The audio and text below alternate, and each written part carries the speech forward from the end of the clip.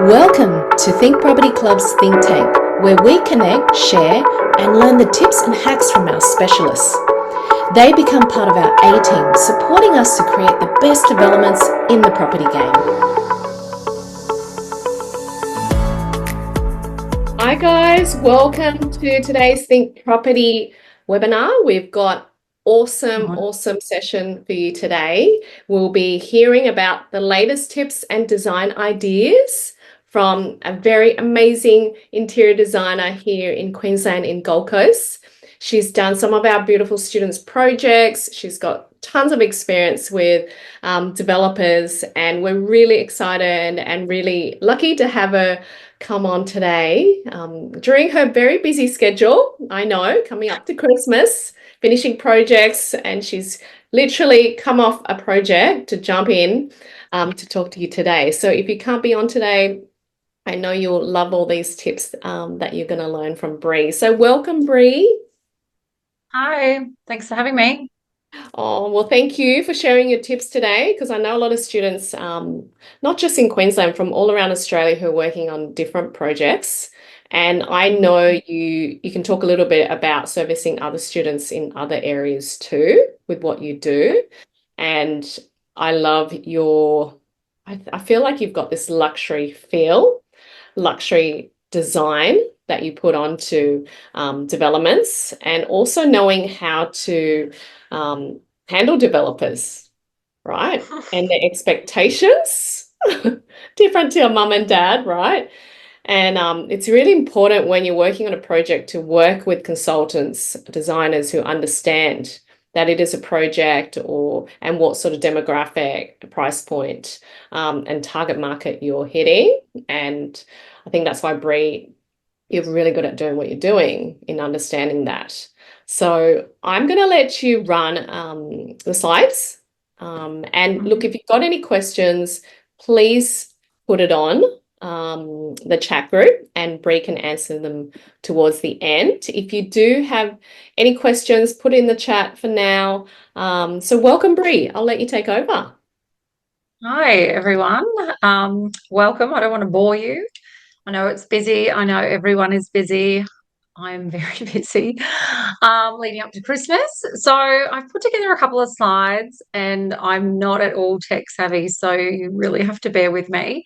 I think 2025 it's good. It's exciting. And yeah, very, very, very important topic that Amy did mention, and that is it's a development, and really taking that element of emotion out of it is so crucial. I know we all want to put our little spin on it, and amazing, go for it, but you just have to be really, really, really mindful of how much of that you put into that, because you really can overcapitalize in a lot of areas. So a lot of my slides this time are, yes, go for it, add color, add a bit of you, don't be so safe like we've done in the past, but just really tailoring where we use those features.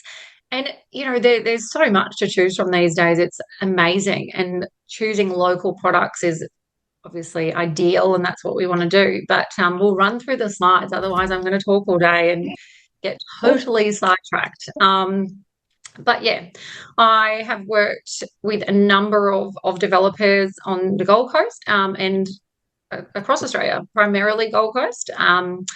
And then I'm from Sydney originally, so I do like working in areas that I know, because it's really, really important to do the research on the area that you guys are going to develop in. So knowing your target market, knowing what schools are around, the architecture that's around, what sells, your clientele, that really, really, really important that you get to know exactly who you are pitching these developments to. It's key. Making sure that you've done your research on your builders, because constantly we hear of devastating news on particular builders and things like that. So that's key as well. But I think that's a no-brainer. I not everyone is going to say, oh, we need a designer. The way that I work, and especially with developers and builders is we work together, and that's really, really crucial. I've actually been in some scenarios where builders will say, nope, I'm not working with a designer. Nope, nope, nope. And that is because a lot of the time a designer will create this beautiful design and stunning, absolutely stunning. It doesn't even come close to meeting budgets. It doesn't come close to so many things that the builder has already signed a contract for that developer to ensure that there are budget restraints, everything is aligned and everything has a costing for that. And that is really key. Otherwise, what happens is these schedules go to the client. They look amazing. The client then gets attached to this. This is going to be brilliant. This is going to be great. They take it to the builder and the builder goes, hang on, we need to have a look at all these costs and we need to reassess everything and start over again. And it's actually a bit of a nightmare, and everyone, it's back to the drawing board, basically. So that's where I guess my perspective on these is a little bit different to others, and really addressing that with the builder and the developer straight up is so crucial, just to ensure that everyone's on the same page and everyone has the same goal and focus in mind, and that is to create the best product on the market for your particular budget and what your outcome is. And when you get that, it's actually a really smooth process. So again, sidetrack, that's what I do best. So basically a bit about myself. I've worked on the Gold Coast, Sydney, Melbourne. I've got people today moving up from Melbourne, but happy to help wherever I can. And even if it's just some advice, feel free to drop me an email, Instagram, whatever you want, and happy to help, and even possibly put you in the right direction if I can. So we'll jump to the next slide if we can. I'm not even doing this myself. Great, perfect. And I've popped up a couple of pictures to help. So a couple of things that are a little bit different 2025 and moving forward. Previously, we've always kept it pretty safe. And I guess that's the best thing when you're looking at resale of these properties. You are developers. Making money is the end goal, basically. There are lots of things coming in and now that kind of, I guess, to a certain degree are what people expect from a base product. There is now, you've got your little wine bars, or there might be under cellar under the stairs and things like that you'll just see popping up. And thank you very much, the block has introduced all these things that drive us all crazy, but I guess that's the expectation of what people expect these days. People are definitely, I guess it's really fun. They're putting in what they think, I don't know, a bit of a touch of themselves. Color is massive. We've always kind of been a little bit on the safe side, and it's really coming in big time. So in your cabinetry, in your paint colors on your walls, we've always kind of gone, well, let's keep it really, really neutral and quite simple, which is great. And it does attract a big market, don't get me wrong. But it's just nice to see some changes coming in. There's some really good tips and tricks when it comes to choosing what colors, because not all colors are fantastic. So I guess that's what you just have to be really careful of, mindful of. And whether or not that's just reaching out to a color consultant. Dulux I use a lot. I guess there's other brands as well that are really, really helpful for that. But happy to answer anyone's questions regarding colors and how to do it right, I guess. Eco-driven products. This is just continuously growing every single year. And, that could be from eco-friendly paints. Lots and lots and lots of paint companies are now starting to implement these, lower toxins, things like that. Floorboards, makes, how they make them, all of these things come into play, and people are just doing more and more research. Water filters are another thing that's just people are wanting to add in. So, also when you're doing your budget and you want to add all these extra things like, I've had a client want to do ice baths and filtered water and all of these things. And sometimes, you do narrow down that potential buyer, and you can cut out a lot of people, because a lot of people might think, well, I don't want to pay for that. I'm not going to use that, but I love the building. So sometimes just having the allowances for people to be able to add those on is also a really good idea too. Just making sure that there's going to be a fixture for that, or potential, I guess, if it's ice baths and things like that, structural surrounds are all taken into account, because the last thing you want to do is pop an ice bath on your balcony and it fall through into your bathroom. So things like that we really need to be wary of, and just making sure that throughout the build your end goal is all noted, because these are things you can add on, and making sure that there's resources there down the track is also a really good idea. Bree, I love that. Can I add, we do that as like an extra package with our selling agents. And, Yep. I think those health, eco-driven ideas has really come into play in the last couple of years. But we used to do an investor pack for kind of more basic living room, balcony ideas, and then we'd do a homeowner one, which will then put the barbecue. Nowadays they want the sauna, ice bath. They want a whole spa in their house, right? Absolutely. I do. Yep. I love it. So, I think, any family home, these are all the extras you kind of got to think of to be able to sell your product and stand out. Absolutely.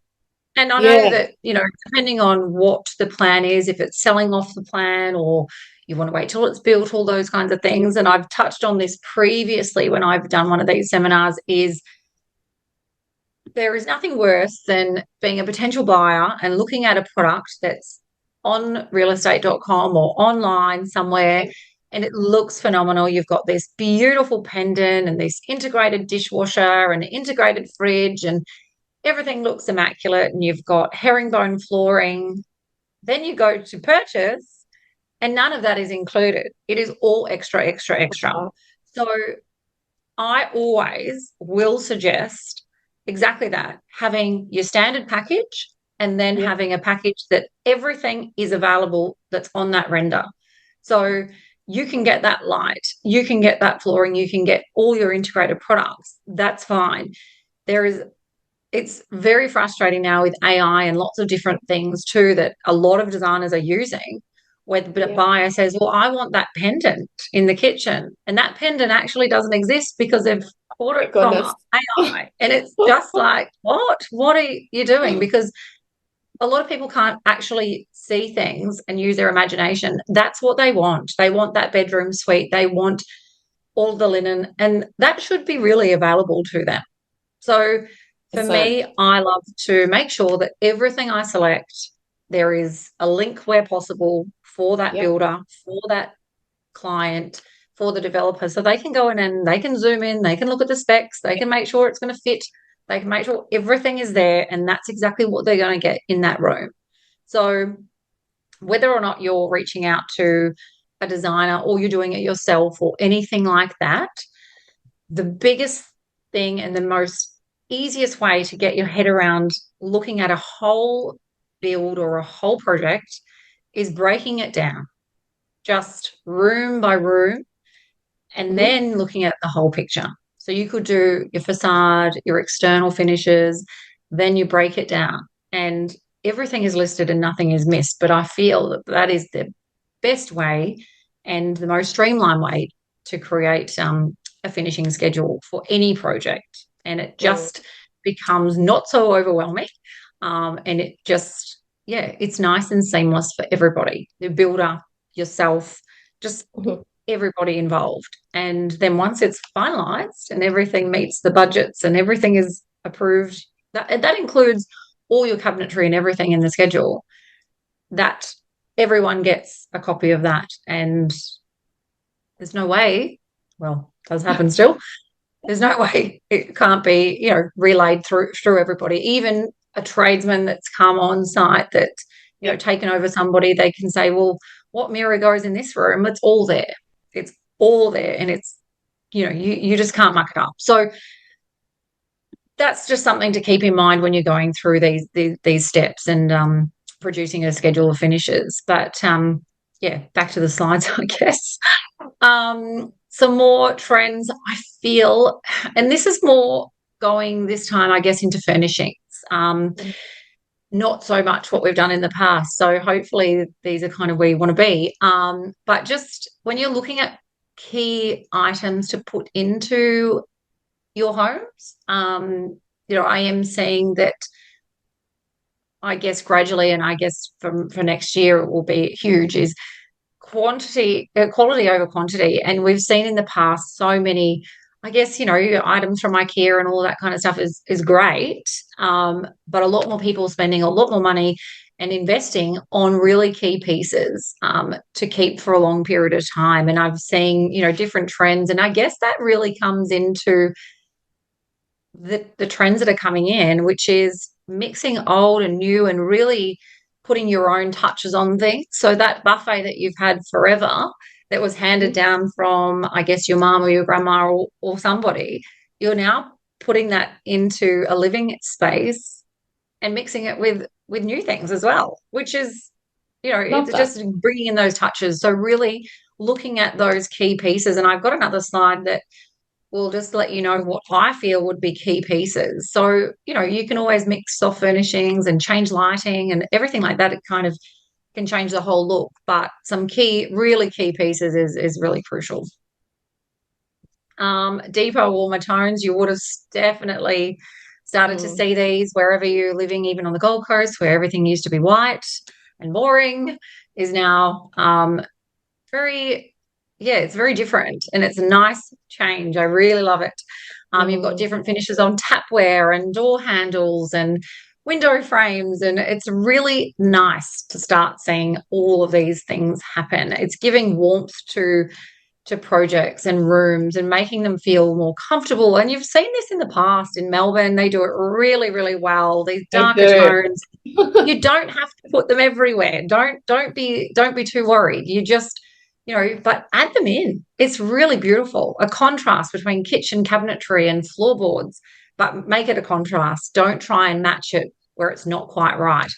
Go completely opposite. So the worst thing you can possibly do is really try and match something that's just not quite right.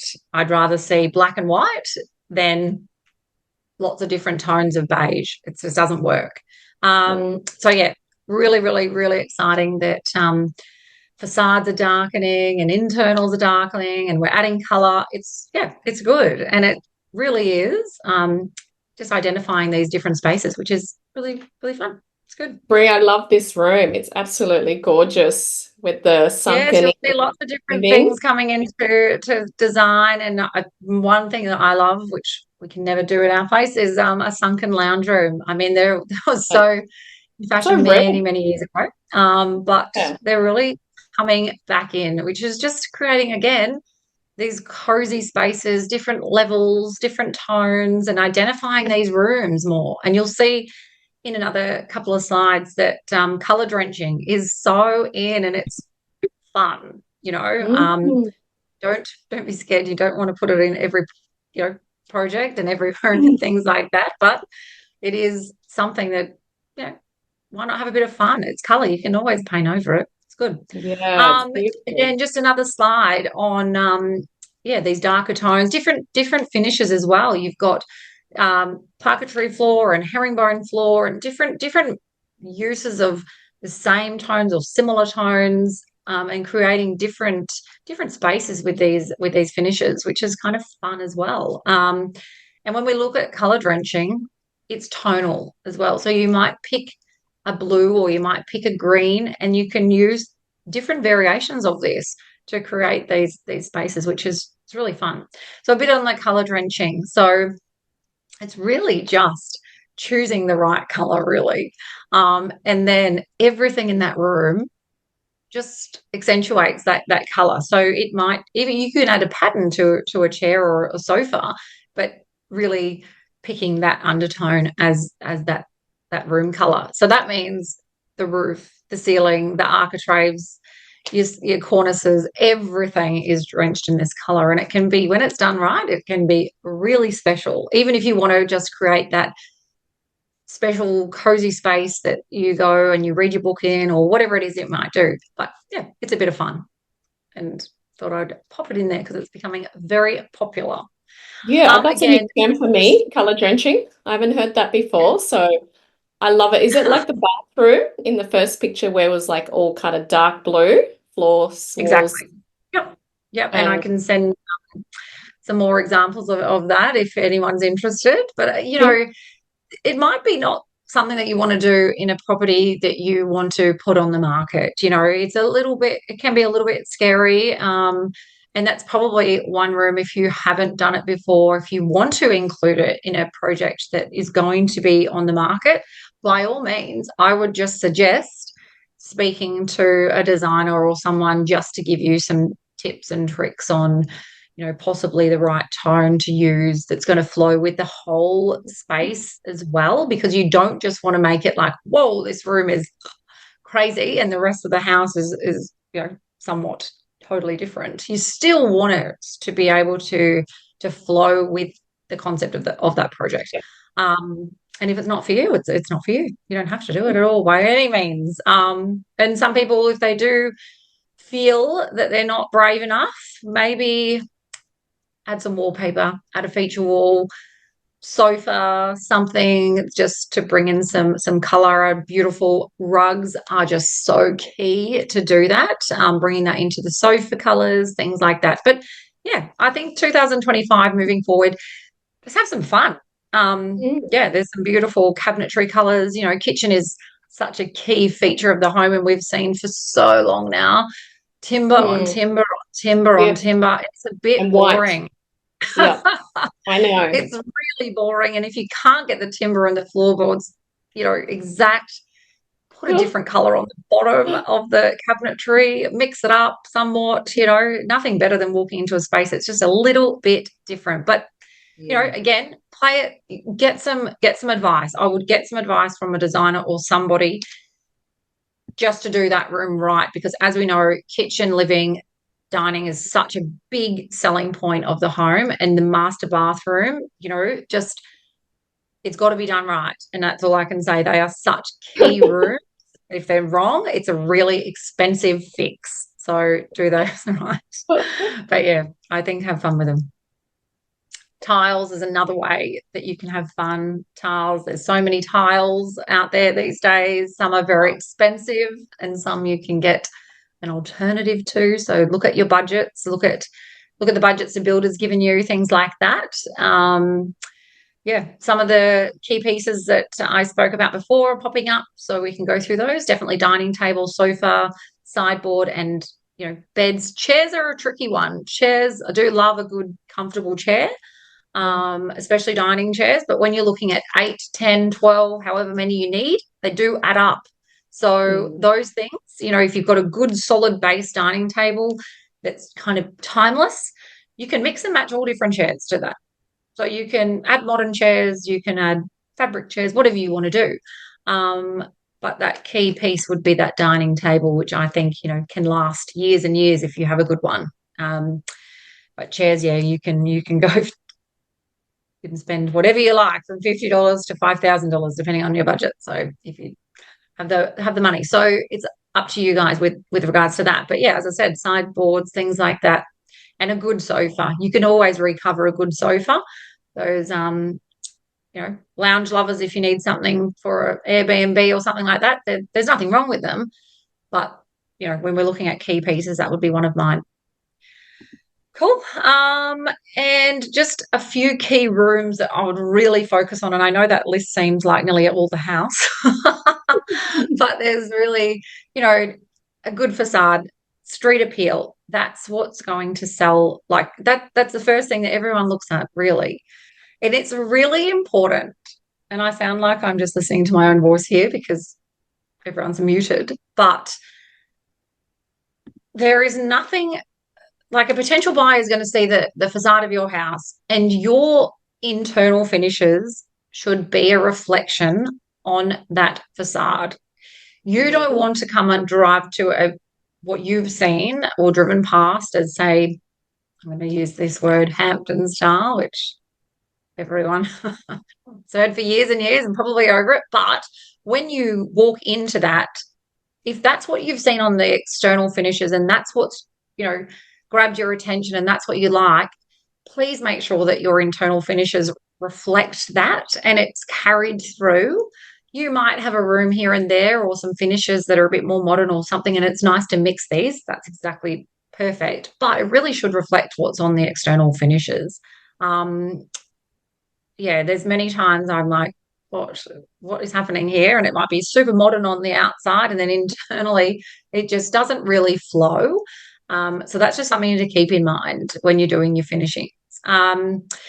Kitchen, as we said before, it's such a key component of your build and your finished product. So making sure there's plenty of storage is always key. And I guess, when you're looking at developments, when you're looking at multi-res, 4-packs, 7-packs, that kind of thing, you are limited. So it's like, okay, you might not be able to have that rounded, beautiful island bench because you need to have as many cupboards as you need to underneath there. There's just things that you just need to take in mind that, you really need as much storage as possible. Try and avoid having, and it's whatever works, and sometimes this is the only thing that works. But if you have a 4-level residence and you can only put the laundry on the rooftop, try to avoid that. It's just not really functional. But in some cases, that's all that you can do. And I get that. It's one of those things. Spend money on your powder room. It's a very small room generally, but that's where your guests are going to go, and that's where you're going to use the majority of the time. It's generally on the same level as your entertaining space. It's a small room. Go to town, whack some wallpaper in, have some fun with your tiles. It's not an enormous room for a potential buyer to change, but I love walking into, a powder room or a bathroom and going, oh my gosh, go and have a look at that room. It's really cool. And it's fun. I do it in restaurants, I do it in resorts, wherever you're going to go. It's always good to have that one room where you go, wow, that's kind of cool. Have fun with the tapware, have fun with your mirror. It's just a room that's not very big. So that's kind of one that I always think, have a bit of fun in. Master bathroom, no brainer. I mean, generally speaking, someone's going to walk into that space and go, I really love that wardrobe and I love that master bathroom, and that's what's going to sell that property. So walk-in robes, if you can make it pretty fancy, go for it. Heaps of functional storage, shoes, hanging space, a really good combination of drawers. That kind of functionality is key. Making sure you have a linen cupboard where you can store your vacuum, your brooms, have that tall space, not everything so pokey, because that's just not functional either. And your backyard, if it's not fancy and it's not funky and it doesn't have a pool and things, just make it clean and tidy. Fencing is another one. And fencing, I know it sounds a bit funny, but obviously depending on your color palette and everything, I'm a big believer on dark fencing. So if you're looking at color bond, look at your night sky, look at your monument, look at darker tones, because greenery against dark is a lot better and a lot more wow factor than greenery on your surf mist. Boring. And it just doesn't pop like it will on your darker tones. So just think about that when you're doing your finishing touches. And if it's brick and it's rendered, then paint it. And it's easier to keep clean when it's dark too. It pays a lot of, there's an architect here and I love it. He has all these meetings at home and he has half his fencing in dark and half of it in light, just to show people how different it can look. And it's awesome because everyone goes, oh yeah, no, I can see it, because a lot of people are scared of color. My mother, everything is white, can't take her away from it. And when she sees something else, she goes, oh, that's really nice, but she just won't do it at her place. So, there's lots of people that are still very, very, very afraid of using color and doing things differently. But, when you see it, it's very different and they're happy to give it a go. But it's we used to have such bright colors in the retro days. The arches, the disco balls, the rainbow colors, and I feel like we're slowly gliding in. in Australia, we're a little bit behind, but in America, Europe, you see all these beautiful Yeah. dark homes, warmth, and you see more of that culture and the essence of people in Yeah. there. And another Whereas, thing too, I mean, I'm I'm not going to preach what I'm about to say because my curtains here are white, but window finishings, have a bit of yes, fun. If you don't want to do it on the walls and you are a bit nervous about things, put some beautiful luxe curtains in that, aren't going to cost the end of the world because there's certainly different fabrics that look very similar to very high end products that aren't going to cost the end of the world, and maybe just something in a bit of depth, bit of color, a bit of tone. And it brings that warmth and that luxe to those rooms. There's a lot of people think, oh my gosh, I'm going to have linen curtains. I would avoid it like the plague. oh my gosh. Linen is like when you wear your linen shirts. Yes. So over time, if you don't want that sagging and that pulling of those curtains, I would avoid getting linen curtains because that's what will happen. It will just start to stretch and to sag. Where if you get like a poly blend that looks exactly the same as linen, it's got the flex through it, it will keep that structure and will keep that hold. And you can get it in some stunning colors. And I think, for sheers, that's definitely the way that I would go. So just yeah, if you're just not sure, ask. The It's designer. yeah, Look, I love some of the points you said because a lot of the ideas and tips and hacks really kind of lean towards creating a home that feels beautiful. We kind of all want to kind of that hotel feel when we go into the place we're going to buy or live in. And what you said, about the walk-in robe, the master ensuite. If it's a couple, a lot of the time, the woman is the decision maker, right? And so we will do the walk-in robe for, a men's and women's one, but the women's one will have a few knick-knack things like, the shoe cupboard. It might have, the dressing table with the mirror and the lights around it. Um, because at the end of the day, if you go into a family, the women are the one who are going to be looking at the kitchen going, wow, I love that kitchen. Wow, I love my walk-in robe.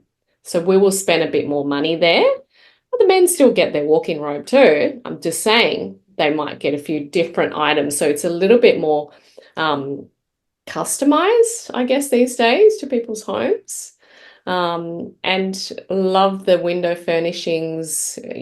People forget about them. Even in our townhouse developments, we will put beautiful sheer curtains in the living room, in the master room, even in the bathroom to create that warmth because we're going to bring the staging and furnishing. People just can't visualize when they're buying. We've got to really paint it complete for them so they can visualize themselves living in there.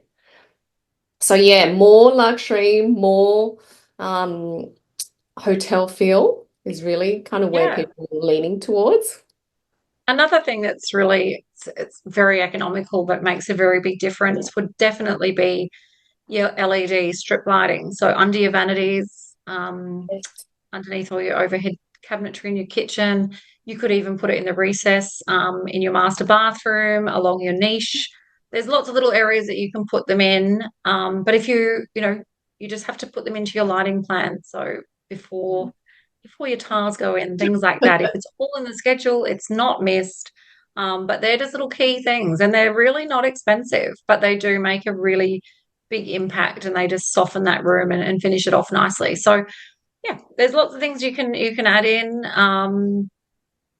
You don't have to put Gaggenau everywhere. You don't have to. Yeah, and that's another thing. Like appliances, I think real estate agents are pretty lazy. I'll be honest, really lazy, and they go, "Oh no, it has to have Gaggenau, and it has to have this, and it." That's all they know. So really, Yes, you need true. to inform them and educate them because they've had it so easy for so long that everyone thinks, oh, 100%. I'll just get into real estate.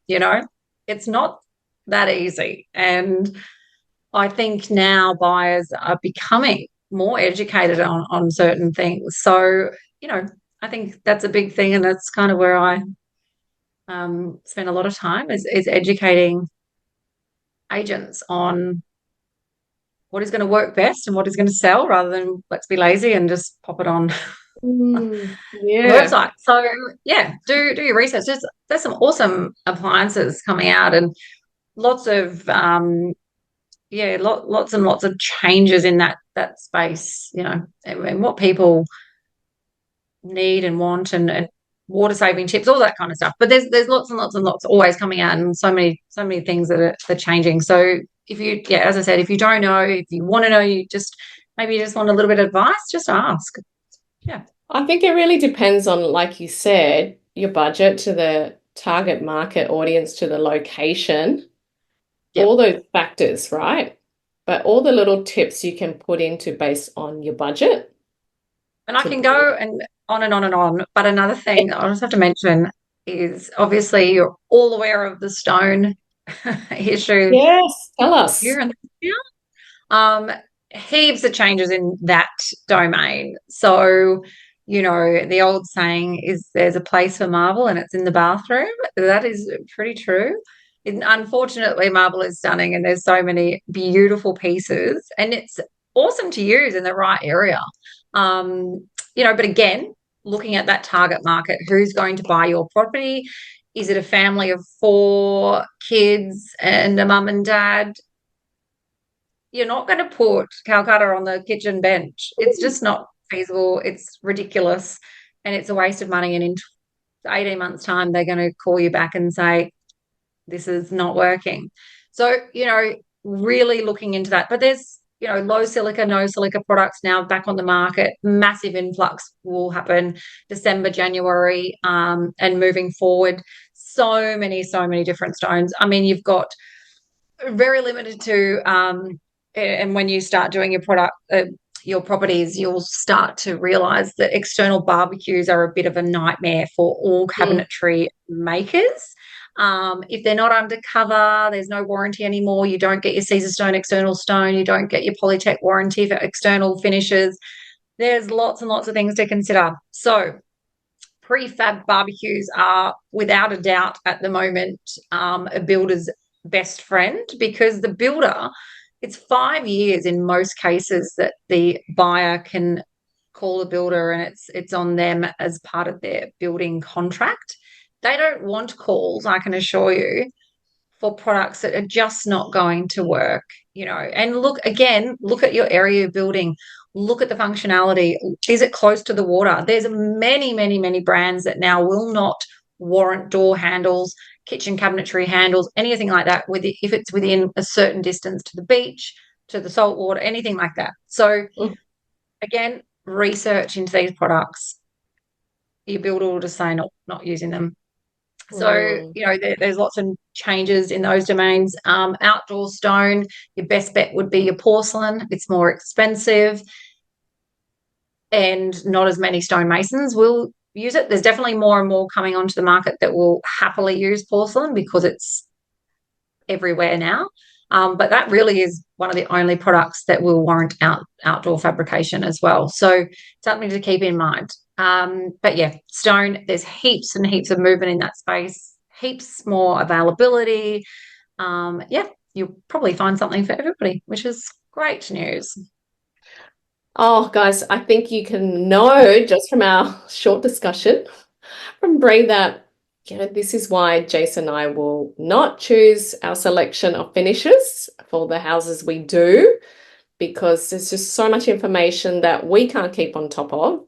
And yeah, having a specialist interior designer who knows your area will be able to help you put together design and that master spreadsheet, that your builder, your architect, your agents will be able to know and deliver a product that's going to be highly more profitable.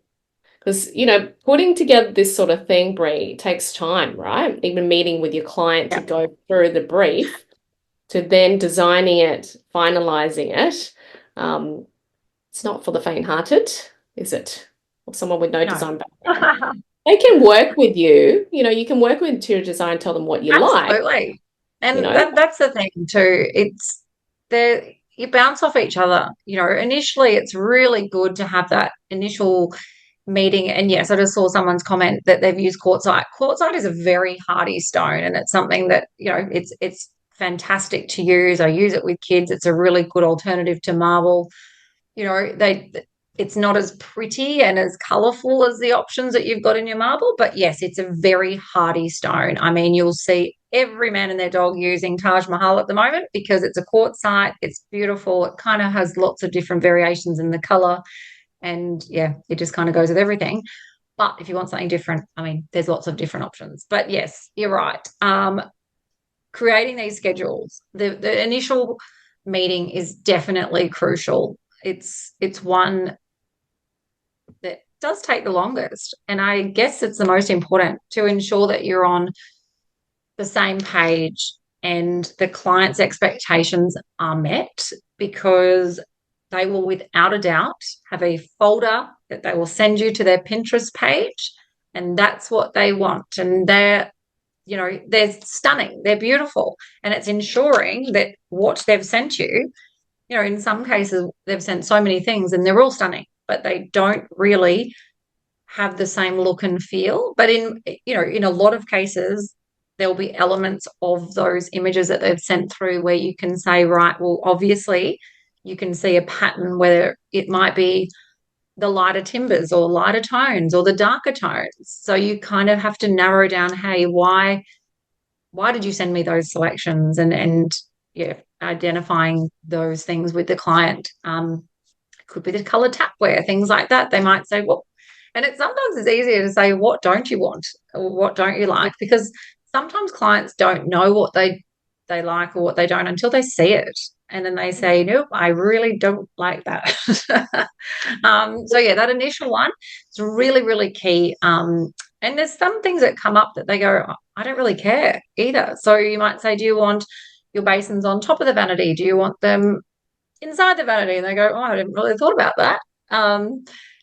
There's lots of things that pop up in that meeting. You've got lots of different options. Do you want electric oven? Do you want your stovetop to be gas? Things like that. But there's lots of things that come up in that initial, and it's really, really important, that initial one. But they're involved throughout the process. Like, nothing is signed off until your client and your builder and yourself are happy with the finished product. So sometimes that might be taking your client to the showroom. And in a lot of cases, my clients are quite busy. They'd rather me just bring 3 different options to choose from, and they'll choose from those. And that sometimes makes it easier too, because in a way, when they do go to the showrooms, it's quite overwhelming for them as well. And they can get a little bit sidetracked, and they'll see something beautiful and pretty and well out of their budget. So sometimes it's not always better to go and look at all these options. It really is better to say, right, well, here's a couple of options that will work.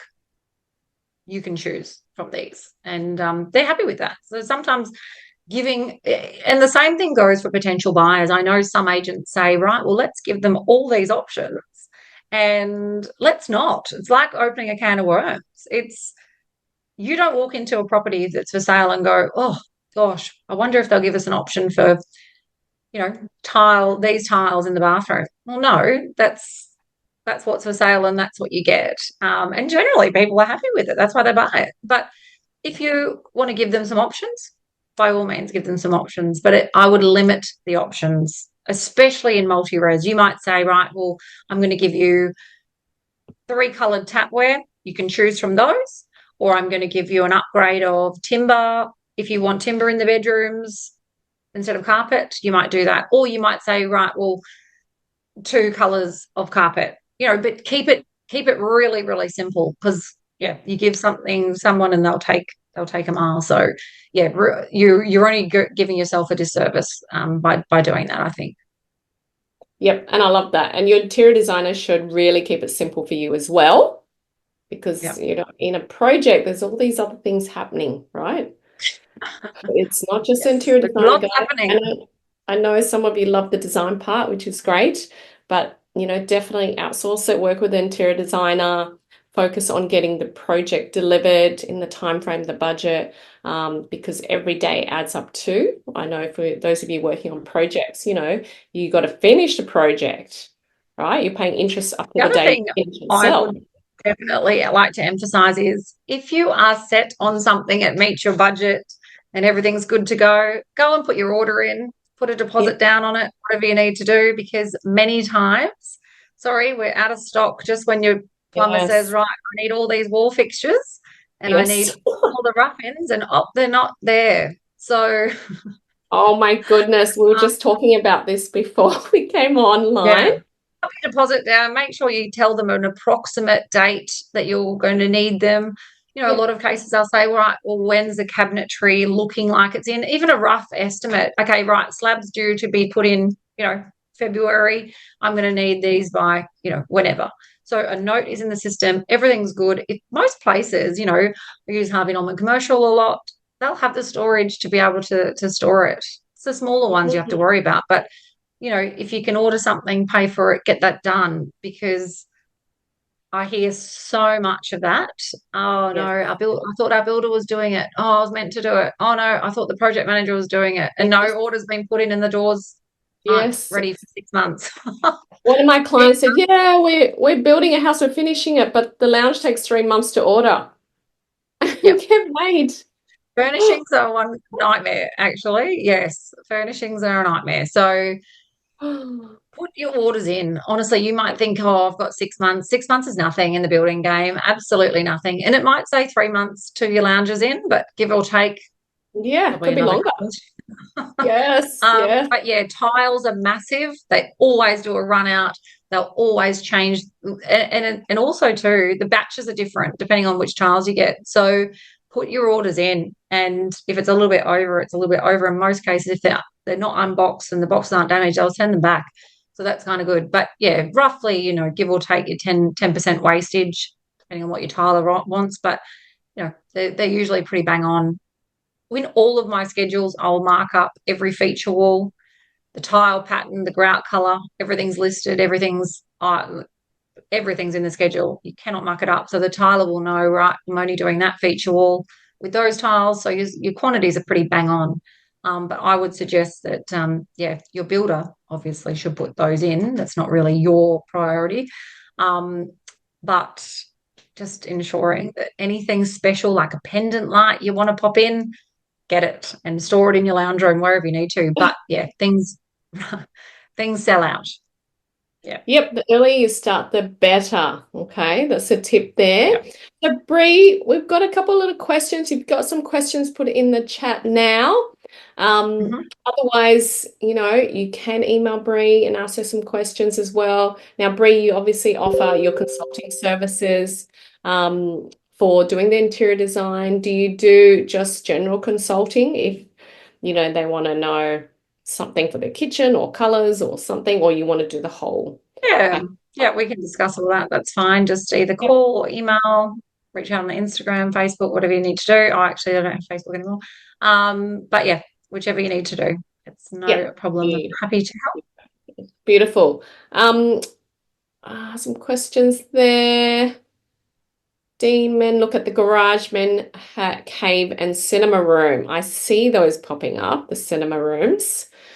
If you've got the luxury in the space, do you do I many guess of it them? depends on the space. Yes. Space is a big one, depending on the development you're doing. Yeah. A lot of the time I know from Amy's clients, it's a lot of multi-res. So they don't generally have that luxury. But if you do, fantastic. What do you recommend for appliances? Totally depends on where the project is, who your target market is. Is it, that is how long's a piece of string, to be quite honest. I do have my favorites, but it would depend on the project, the budget of the project, yeah, your target market, where it's located, all of that kind of stuff. Same as tapware. Location is massive when it comes to tapware. Some just don't last. Yeah, and I would have to look at that, definitely. A lot of people are starting to, depending on the space as well, do an oven stack rather than a 900 or a 600. So again, looking at the functionality of the space, your potential buyers, where they're listed, yeah, that would all come into that. There's a lot of different Budget. options, a lot more options than what we used to have, and Oh, also economical options these days with all the different brands. definitely. Can I ask, do appliances don't last as long as they used to in That terms would of depend on the appliance, I think. Yeah. like aircon like Nah, split? right now we're using ours a lot, so I don't know. Again, brands, installation, all of that kind of stuff really does come into play. So in a lot of cases, again, the old saying like you get what you pay for, but there's definitely some that have improved immensely. Yeah, definitely. Yeah, look, I think Good Builder is definitely a big part of the project for them to align you with the right suppliers. Sometimes you can't choose um, Yes, because exactly. they have Yeah. alliances already and good warranty with them. But you can always suggest them to your builder, what you Yeah. want to be quoted in the project, even if the builder's got the customized suppliers, and work with the interior designers to find out, because they have lots of experience dealing with different brands And also too. talk to your builder too. That some are very, very open to discussing these options and being flexible. There's lots of different builds too that I've worked with many builders, and some of them are amazing where they'll look outside the box. A plan is great. Every builder has the plans, but some things just happen during the build where, you'll get a phone call going, look, come on site. We've got an issue. We can't, go as deep as we would have liked to, or this, we have to have this wall put here instead. And things happen. It does happen. And it's really, really nice to work with builders who go, you know what, we can make this happen by just changing this. And they will look outside the box, and it just makes the process really lovely rather than just like a builder that goes, no, that's, that's on the plans. That's how we built it. And it functionally just doesn't work, and finding the right builder is just so key to whether or not this process is fun and it's exciting or it's a nightmare. Um, Mm, seen so those, yep. finding that right builder is the key. Yeah. Yeah, definitely get their references checked out by clients who have worked with them in the last Yeah. 6 to 12 months, and talk to those clients and say, you know, how was he in communicating, he or she communicating? Was there any variations? Was he on time? Was he on budget? Flexible to Yeah. change? All those things. Communication's really key. Things like, Yeah. lighting as well. It's in the schedule what you want in the kitchen or what do you want as a feature lighting, maybe in the stairwell, things like that. But, in some cases, someone hasn't put the order in and these things happen, whatever, it's not the end of the world. But, you know, call the designer or, be in communication and say, shit, I forgot to put the order in. What can we do? We need a resolution rather than somebody on site just making a call to grab a basket light and whack a basket light in. Oh my Like, gosh. it doesn't work with every build and things are chosen for reasons. So just pick up the phone. There's always a solution. Or, you might get to the end and it's exactly that. And they say, we got to change something. We just can't budget that. Like right now, we can't do that feature tile. We can't do that light. That's fine. There's always an alternative. Just don't let somebody just make a whim, a decision on a whim, and it just doesn't work, because everything is chosen to create that flow and to create that harmony. Just, yeah, just keep that communication open. And all I say is, my job, as much as I would love to just hand the schedule to the builder or the client and say, farewell, this has been nice, it just doesn't happen. I'm getting calls, a year down the track going, oh, hey, this they don't make this anymore. And I've had to go back and look at that schedule and go, well, that was so long ago. Of course not. But there's always a solution. So yeah, it's just one of those jobs where it's kind of just progresses as the build progresses, and sometimes Yep. that's a little bit slower than we'd like. But Yep. yeah, just communicate. It's really simple. It's crucial. All right, so we've got one last question here from Trish. What about trends? How long do trends last for in the interior world, and do you try to stay away from them? Sorry, join Yeah, I later, do. so sorry if this was Hey, covered. Good, fair no, that's question. all right. I think we've covered that in, a couple of seminars that Yeah. we've had previously. Trends are love them. I think you've really got to be careful where you use them, especially in projects like these where you're developers and you're on selling. So if it's something that is on trend, just be really, really careful where you use them. So, creating a purple kitchen is a big expense to change. Feature tiles, they're expensive. But, if you limit them, as I said, to say the powder room or your soft furnishings or a feature wall or wallpaper, these are things that, yeah, they're on trend now. They're easy to fix or easy to change for clients. Clients, yes, they want that luxe. They want that beautiful feel when they walk into a space, but they also want it to be livable. There is nothing worse for me than walking into something that's been staged and you've got Hermes boxes everywhere and YSL things hanging on the coat hangers. Like that, that is just not livable. It's silly. And it's, again, not looking at the potential buyer in those right properties. So anything on trend, just be very wary where you use them. If it's your home and it's yours to live in, very different story. But if you are pitching this to the majority of the market, which is what you want to capture, I would, yes, be on trend. And the thing that you've really got to remember when you're doing these schedules, and people do forget this, you're not building this project tomorrow. This is a schedule that needs to be on trend in 12 months' time, because that's how far in advance generally you'll do these schedules. So you're not doing them to build the next day or the next week. You really need to go, what's coming in and what are people starting to see coming in? What are they coming to like? It's like fashion, the next season. And you've really just have to be mindful. You know, in the schedule, you might have a feature tile in the master bathroom, for example.